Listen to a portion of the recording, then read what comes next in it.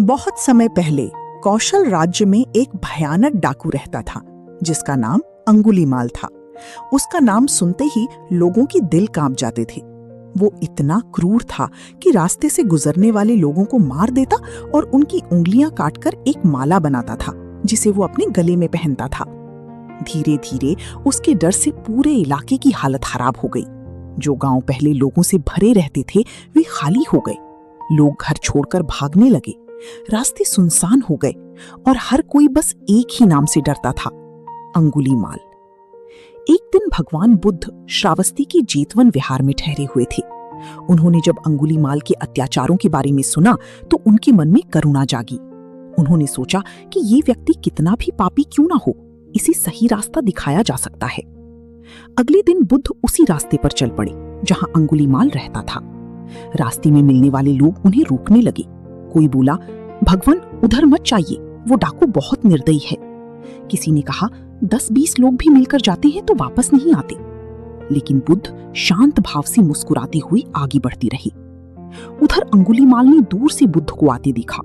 उसे हैरानी हुई। उसने सोचा, जहां लोग डर के मारे आते नहीं, वहां ये अकेला साधु कैसे आ रहा है। उसके मन में बुद्ध को मारने का विचार आया। वो अपनी तलवार लेकर पूरी ताकत से बुद्ध की ओर दौड़ा। लेकिन आश्चर्य की बात यह हुई कि जितना वो दौड़ता, बुद्ध उससे उतनी ही दूर लगते। बुद्ध अपनी सामान्य चाल से चल रहे थे, फिर भी अंगुलीमाल उन्हें पकड़ नहीं पा रहा था। थककर उसने जोर से चिल्लाकर कहा, अरे साधु, रुक जाओ। तब बुद्ध ने शांत स्वर में कहा, मैं तो रुक चुका हूं अंगुलीमाल, तू कब रुकेगा। ये बात सीधी उसके दिल में लगी। वो चौंक गया। उसने सोचा, मैं तो भाग रहा हूं, पाप कर रहा हूं, और ये साधु कह रहा है कि वो रुक चुका है। उसके अंदर कुछ बदलने लगा। उसका कठोर हृदय पिघलने लगा। वो बुद्ध के पास पहुंचा, तलवार नीचे गिरा दी और उनके चरणों में गिर पड़ा। उसकी आंखों से आंसू बहने लगी। उसने कहा, भगवान, मैं बहुत पापी हूं, मुझे सही रास्ता दिखाइए। बुद्ध ने प्रेम से उसे उठाया और कहा, हर इंसान बदल सकता है। उसी क्षण अंगुलीमाल ने अपनी उंगलियों की माला उतारकर फेंक दी और बुद्ध का शिष्य बन गया। वो भिक्षु बन गया। कुछ समय बाद राजा प्रसेनजित को पता चला कि अंगुलीमाल अभी भी जिंदा है। वो उसे पकड़ने के लिए सेना लेकर निकली। लेकिन जब भी बुद्ध के पास पहुंची तो उन्होंने देखा कि एक शांत भिक्षु उनके पास बैठा है। बुद्ध ने कहा, राजन, यही अंगुलीमाल है। राजा ये सुनकर डर गई, लेकिन फिर देखा कि वो अब शांत और विनम्र हो चुका है। राजा का डर धीरे धीरे खत्म हो गया। उन्होंने उससे बात की और अंत में उसका सम्मान किया। लेकिन समाज के लोग उसे इतनी जल्दी माफ नहीं कर पाए। एक दिन जब अंगुलीमाल भिक्षा मांगने गया तो लोगों ने उसे पहचान लिया। गुस्से में आकर उन्होंने उस पर पत्थर फेंकने शुरू कर दिए।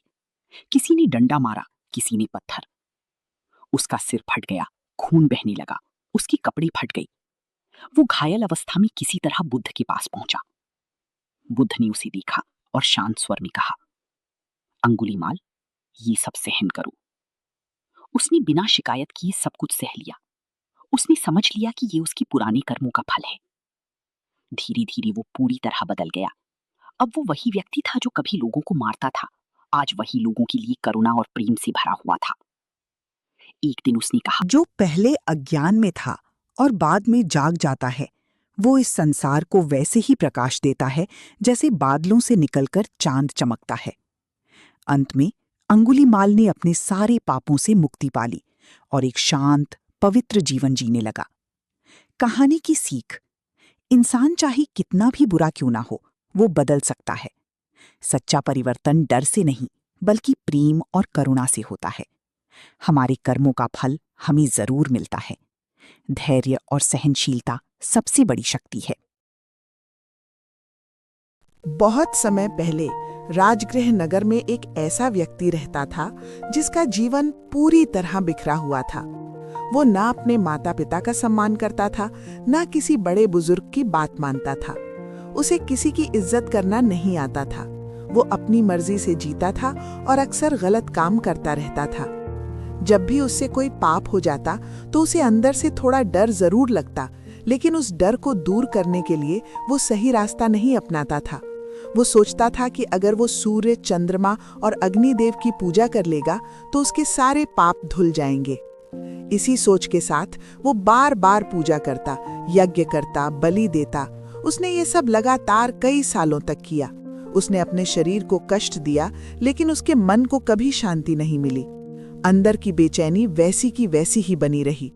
धीरे धीरे उसे एहसास होने लगा कि वो जो कर रहा है उससे उसे कोई सच्चा सुख नहीं मिल रहा।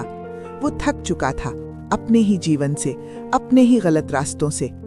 एक दिन उसने सोचा, मुझे किसी सच्चे ज्ञानी से मिलना चाहिए, शायद वही मुझे सही रास्ता दिखा सके। तब उसे भगवान बुद्ध के बारे में पता चला, जो उस समय श्रावस्ती में ठहरे हुए थे। वो तुरंत उनसे मिलने के लिए निकल पड़ा। जब वो बुद्ध के पास पहुंचा और पहली बार उनके शांत और तेजस्वी चेहरे को देखा तो उसका मन एकदम बदल गया। उसे ऐसा लगा जैसे उसे वही मिल गया जिसकी उसे तलाश थी। वो तुरंत बुद्ध के चरणों में गिर पड़ा। उसकी आंखों में सच्ची विनम्रता थी और उसके मन में पहली बार शांति की इच्छा जागी थी। भगवान बुद्ध ने उसे प्रेम से उठाया और समझाया, बाहरी पूजा, यज्ञ और बलि से कुछ नहीं होता अगर तुम्हारा मन साफ नहीं है। उन्होंने कहा कि पशुओं की बलि देना मूर्खता है। ऐसे कर्मकांड जिनमें सच्ची भावना नहीं होती, वे केवल दिखावा होते हैं। सच्चा धर्म भीतर से आता है, मन की शुद्धता से, अच्छे आचरण से। बुद्ध की बातें उसके दिल में उतरने लगीं। उसे पहली बार समझ आया कि वो अब तक गलत रास्ते पर चल रहा था। इसी बीच वहां आसपास के गांव के लोग भी बुद्ध के दर्शन के लिए आने लगे। खासकर छोटे बच्चों के माता पिता अपने बच्चों को लेकर आए। उन्होंने बुद्ध को अपने बच्चों के बारे में बताया, उनकी आदतें, उनका स्वभाव। बुद्ध मुस्कुराए और उन्होंने उन्हें जीवन की कुछ गहरी बातें समझाईं। उन्होंने कहा, एक श्रेष्ठ मनुष्य वो होता है जो ईर्ष्या से मुक्त रहता है। उसका मन खुला होता है, मुश्किल समय आने पर भी वो घबराता नहीं बल्कि समझदारी से काम लेता है। फिर उन्होंने आगे कहा, श्रेष्ठ व्यक्ति संसार की चीजों में ज्यादा उलझता नहीं है। वो धन, संपत्ति या दिखावे के पीछे नहीं भागता। वो सच्चाई, शांति और अच्छे आचरण के रास्ते पर चलता है। उन्होंने ये भी बताया कि ये संसार स्थायी नहीं है, सब कुछ बदलता रहता है। इसलिए बुद्धिमान व्यक्ति वही है जो इस सच्चाई को समझकर जीवन जीता है और दूसरों को भी सही रास्ता दिखाने की कोशिश करता है। ये सारी बातें उस आवारा व्यक्ति के दिल में गहराई तक उतर गईं। उसका मन पूरी तरह बदल चुका था। अब वो वही व्यक्ति नहीं रहा जो पहले गलत काम करता था और दिखावे की पूजा में विश्वास करता था। अब वो सच्चे धर्म और अच्छे जीवन के रास्ते पर चलने के लिए तैयार था।